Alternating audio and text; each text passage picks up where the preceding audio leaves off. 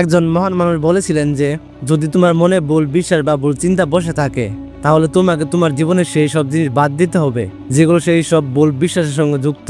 কারণ যতক্ষণ তুমি সেই সব জিনিসের সঙ্গে যুক্ত থাকবে ততদিন তোমার মনের ভিতরে সেই মিথ্যা বিশ্বাস শক্তি পেতে থাকবে, আর ততদিন তুমি তোমার মনের সেই ভুল বিশ্বাসকে ধ্বংস করতে পারবে না।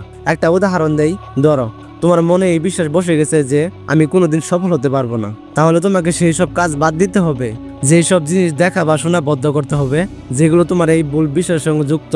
কারণ যদি তুমি তা না করো তাহলে এই মিথ্যা বিশ্বাস আরো বড় হতে থাকবে। একটা কথা বুঝে নাও, এই মুহূর্তে তোমার মনে যা কিছু আছে সেটা যতদিন তোমার মনে থাকবে ততদিন তুমি আজ যেরকম আছো ঠিক সেরকমই থাকবে। আমরা সবাই নিজেকে বদলাতে চাই, কিন্তু যতদিন না মনের ভিতরে থাকা সেই ভুল বিশ্বাস, ভুল চিন্তা আর ভুল অভ্যাসগুলো বদলাবে ততদিন পর্যন্ত আমাদের মন বদলাবে না। কারণ আমরা আমাদের মস্তিষ্কের মধ্যে এমন কিছু ধরে রাখছি যা আমাদের বদলাতে দিতে চায় না, যা আমাদের বলে তুই যেমন আছিস ঠিক আছিস, বদলাতে যাবি না। সত্যি কথা হলো নিজেকে বদলাতে গিয়ে যে কষ্ট হয় আমাদের মন সেই কষ্ট সহ্য করতে চায় না। তাই মন চাই যেন আজ যেমন আছি ঠিক তেমনই থাকি। আমি একেবারে সোজা কথাই বলছি, যদি তোমাকে নিজেকে বদলাতে হয় তাহলে তোমাকে সেই বাহির থেকে আগে ভিতর থেকে বদলাতে হবে। আর ভিতর থেকে বদলানো মানে হলো মন থেকে বদলানো, আর মন থেকে বদলানো মানে হলো মনের মধ্যে থাকা ভুল চিন্তা, অনুভূতি, ইমোশন এবং খারাপ অভ্যাসগুলোকে মুছে ফেলা বা পরিবর্তন করা। তাই নিজেকে বদলাতে চাও তাহলে প্রথমে তোমার মনের ভিতরে পরিবর্তন আনো, আর মন পরিবর্তনের একটাই উপায় ভালো কাজগুলো করার অভ্যাস গড়ে তোলা। চলো তোমাকে একটা প্রশ্ন করি, তুমি কি সব কিছু মনে রাখতে পারো?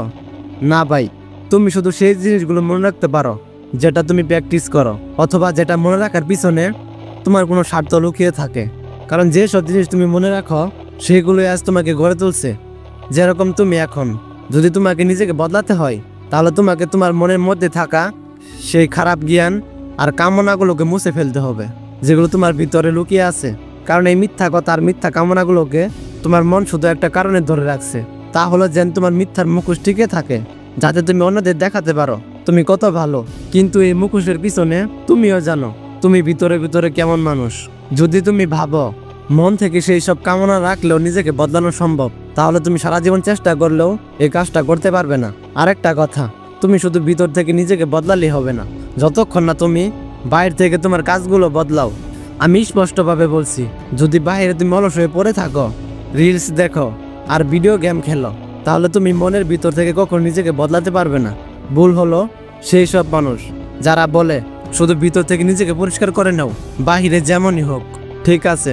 কারণ তোমার মন সরাসরি যুক্ত থাকে তোমার বাহিরের কাজের সঙ্গে, আর এই দুইটা চলে নিউটনের থার্ড ল অনুযায়ী, যেমন কর্ম তেমন ফল। এবার আর না চলবে এই অন্তর্মনের দাসত্ব। এবার আয়নার সামনে গিয়ে দাঁড়াও আর নিজেকে বলো, হ্যাঁ আমি দুর্বল, কিন্তু এর মানে এই না যে আমার মন আমাকে কন্ট্রোল করবে।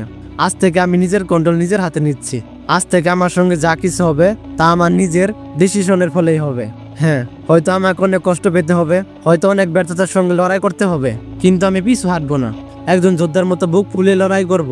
আর শেষ পর্যন্ত তোমার জয় বা হার কোনো ব্যাপার না, কারণ আসল জয় হলো না কাউকে হারাতে, আসল জয় তার যে শেষ নিঃশ্বাস পর্যন্ত নিজের কর্মের জন্য লড়াই চালিয়ে যায়, যে তার কর্মের ফল দেখে না, শুধু এই অনুভূতিটাই দেখে। এই পথ চলার যে আনন্দ সেটা এই দুনিয়ার আর কোনো কাজে দিতে পারবে না। একটা কথা মনে রেখো, এই পৃথিবীতে এমন কোনো জিনিস নেই যে তোমার যেটা তুমি নিয়ে যেতে পারবে, না এই ফোন, না সেই ঘর যেখানে তুমি থাকো, আর না সেই মেয়েটা যা শরীরের পিছনে তুমি পাগল। কারণ শেষ পর্যন্ত না তুমি তোমার শরীর নিয়ে যাবে, না মেয়ে, না গাড়ি, না মোবাইল। যদি কিছু থেকে যায় তোমার দ্বারা ভালো কাজ, তাই প্রতিদিন যা কিছু করো ভাবনা চিন্তা করে করো, কারণ প্রতিটা কাজ ভালো হোক বা খারাপ তোমার প্রতিদিনের জীবন ঠিক করে দেয় তুমি কেমন মানুষ।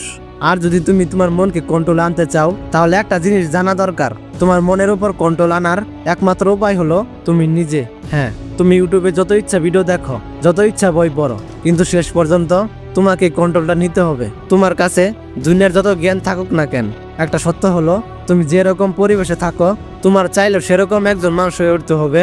নিজেকে কন্ট্রোল করা খুব কঠিন হয়ে যায় যখন তোমার চারপাশে সবাই ফোন চালায়, গেম খেলে আর শুধু নেগেটিভ কথা বলে।